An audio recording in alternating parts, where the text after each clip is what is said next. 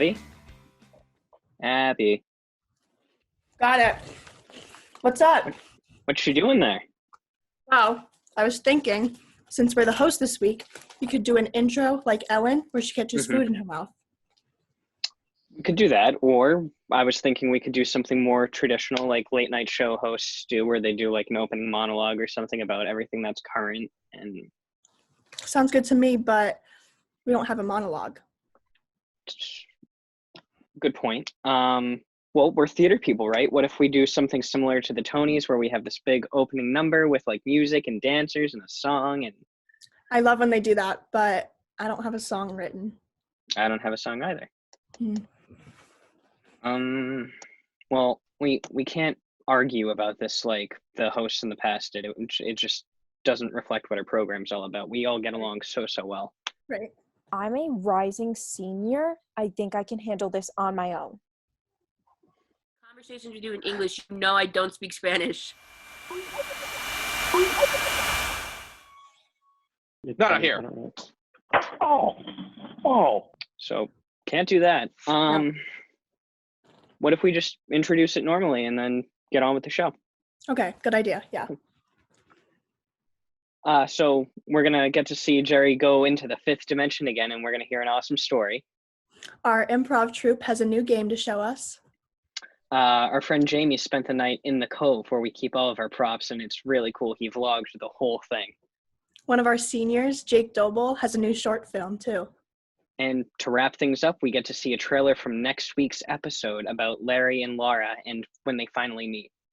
And now, to start off, here's Tap Sings singing I Wish I Could Go Back to College from Avenue Q.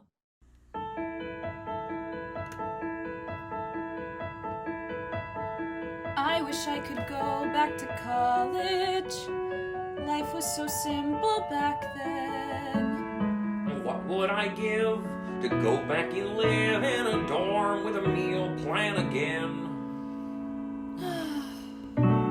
I wish I could go back to college. In college, you know who you are.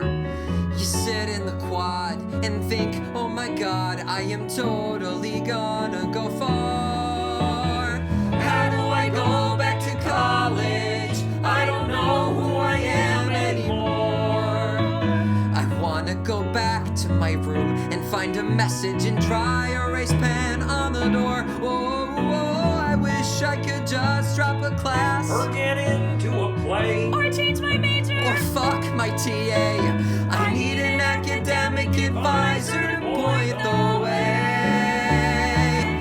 We could be sitting in the computer lab, 4 a.m. before the final paper is due, cursing the world that I didn't start sooner, and seeing the rest of the class there too. I wish I could go back to college. How do I go back to college? I wish I had taken more pictures. but if I were to go back to college, think what a loser I'd be. I'd walk through the quad and think, oh my god, These kids are so much younger than me.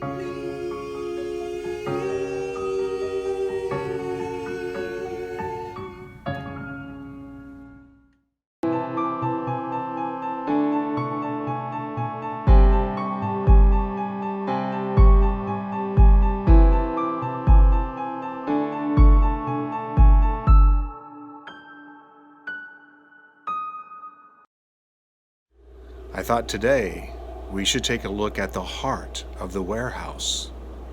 Here we go. This room is used for 3 important things. Number 1, it is a rehearsal studio. Number 2, it is Patty's office. And number 3, most importantly, it is our kitchenette, because it's always time for a snack. The Edgerton stage has hosted many different events through the years. One of my favorite was the American Legends series. One of my very, very favorite was the legendary Mickey Rooney. It was truly an honor to have him on our stage, and I spent a little time with him. And I had to tell you one of my many Mickey Rooney stories. It was an amazing, amazing weekend. So after the show was over, he just wanted to go back to the hotel, go to sleep so he could get up and get on the plane first thing in the morning.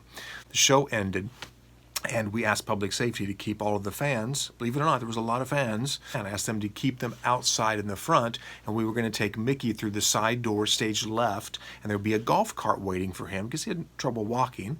And when I put him in the golf cart, which would take him to his car, and he would avoid the front of house. Great plan. Well, the fans figured out there's a side door, and they went to the stage door to greet him. I opened the door, I'm taking Mickey out, and I see all the fans. And I closed the door quickly, and I was like, Mickey, I know you're exhausted. He was holding onto my arm. He was having a tough time walking. And I said, but we have to get through these fans because I don't know if I can clear. There's no one here to help me. It's just you and me. And he was like, don't worry. I can do this. And he could hardly literally walk a few steps to the door. And I opened the door, and he saw the 30 people that were congregated there, and something kicked in. He stood up straight. He took a big breath, and all of a sudden he came alive. He walked through, I love you, thank you for coming, and he was shaking hands, and he was kissing cheeks. What I saw was the training, the studio training that he had gone through for so many decades. He knew what he had to do. He knew what expectations were for him at his stature. And even though he was exhausted, he was in his early 90s and just did an hour on the stage with me, he was able to find it within himself, and that training kicked in.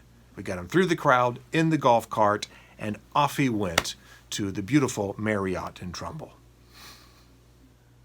All right. And now it's time for our theater trivia question of the week. Let's start with the winner from last week, and that winner is no one. No one responded, so no one got the answer. Perhaps it was a little too obscure, and I made it a little tricky. So let me just give you the quick answer. During Kiss Me, Kate, he wore a whistle around his neck, and he would blow it every time an actor was singing one of his songs and he could not understand the lyrics. So there you go. So this week's question is a little less obscure, a little. During the turn of the century, the main theatrical producers, a group notoriously called the Theatrical Syndicate. There were a couple of actresses that went against the syndicate and were forced to play in tents and in skating rinks because these major Broadway and national producers would not let them in their theaters anymore. Who were those two actresses? All right, good luck. Until next week, I'll see you again in the fifth dimension.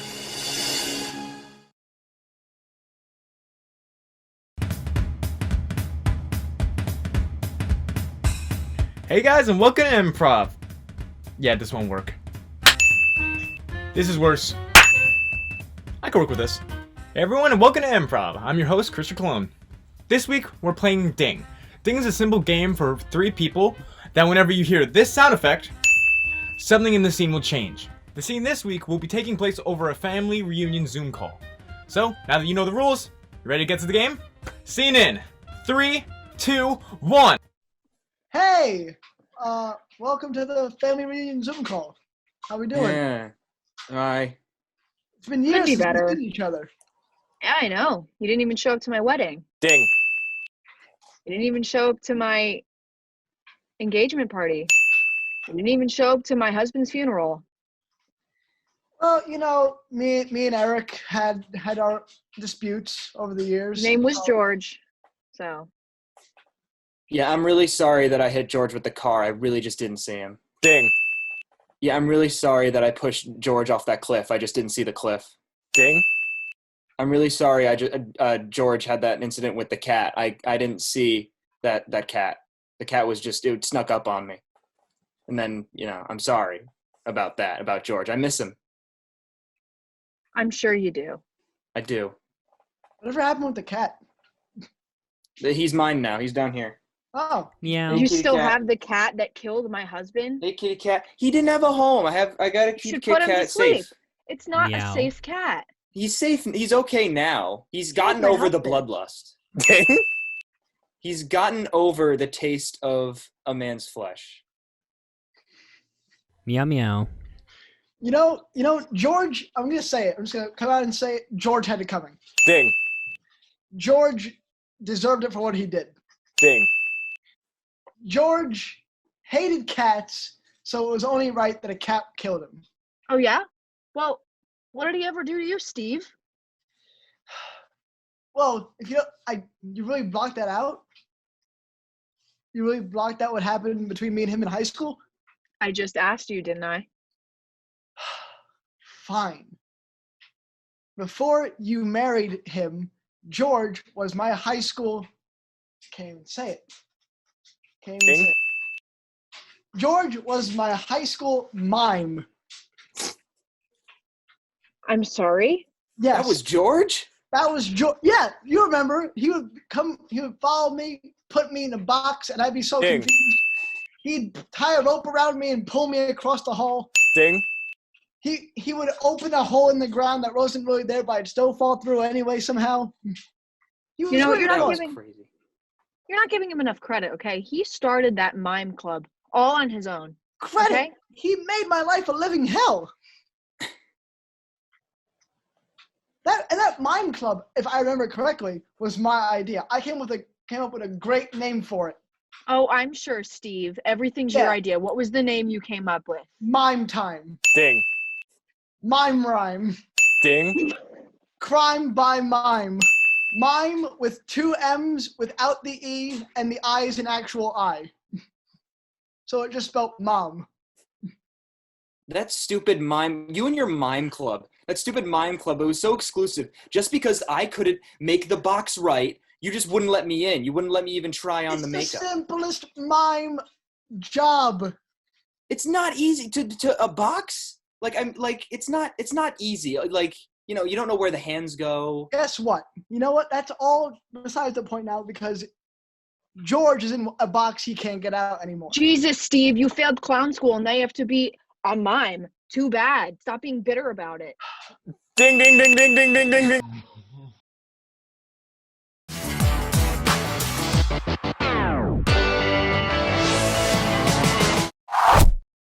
Disclaimer, the following adventure was filmed before the coronavirus pandemic ruined everyone's lives. No props or mascot heads were harmed in the making of this video. What's up, everyone? Today, I am in the attic of the theater. Now, hear me out. I thought it would be funny to film an overnight in the Cove. That's what we call this place. It's the attic of the theater. Its nickname is the Cove. So I'm gonna be doing an overnight in the Cove because why not? It is 11:19 p.m. and we're just gonna stay here all night. I'll probably sleep. I don't know where. There's a bench back there. But yeah, I'm gonna fall asleep here, spend the night in the Cove. I also didn't bring anything to do up here, so this is where we keep all the props for all the shows and everything. I'm just gonna go look around and see if there's anything fun. I see hula hoops right there, so you know there's gonna be something with that eventually. Why is it not focusing? All right, let's get started. Now, I figured I would give sort of a tour of the Cove because last summer, this was actually my summer job. There's not good lighting in here at all. Oh wait, I forgot to turn the lights on. That's why.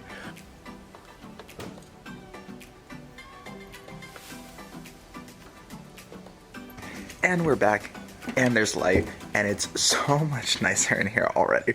So my summer job last year was to organize all of this. There's a bunch of buckets up here. Everything's labeled. Yup. Okay. Don't worry. That's not the only thing. So I would spend a bunch of hours every day up here just kind of organizing and putting things into a place. Because nothing had a place and everything was just thrown up here. So let's see what kind of fun things we have up here that we can fool around with.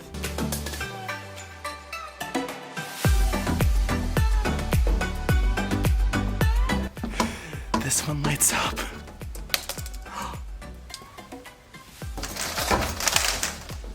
There's a bunch of glasses over there.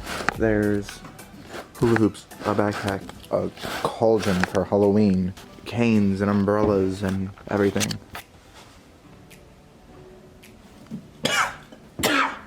I did it for the vlog and now I'm horribly regretting that.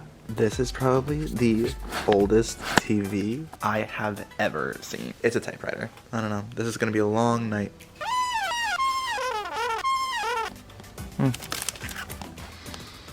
I wonder who you are. Okay, so I don't know if you guys can see that. It's literally been like an hour and a half-ish. I don't know.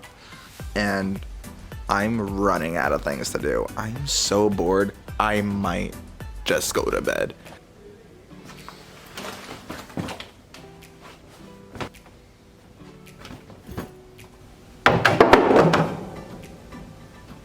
Where'd it go? I don't know what that is. Early the next morning. I can tell you right now, sleeping on a park bench, not comfortable. It's a little before 7. And I just want to go home.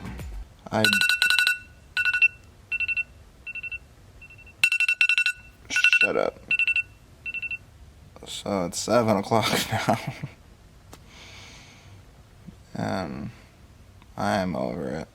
That's an overnight in the Cove.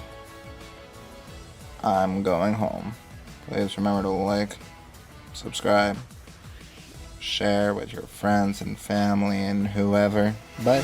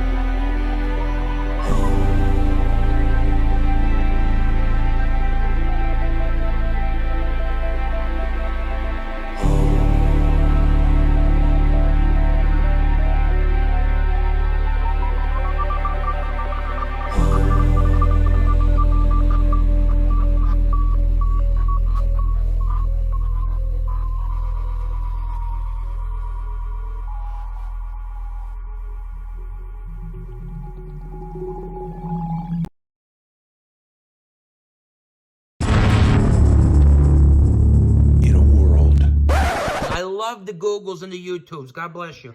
We're two retired people who don't know how to use computers. My name is Laura Duncan. Detective Larry Dreyfus here. Finally meet. Who is Laura Duncan? Why would I want to watch her blog? Whatever. Cheers to that. It's the adventures of Laura and Larry. May 1st, 8 p.m. Wow. This week's episode was so good, I'm at the bottom of the bag. Do you want some? Sure. Thanks.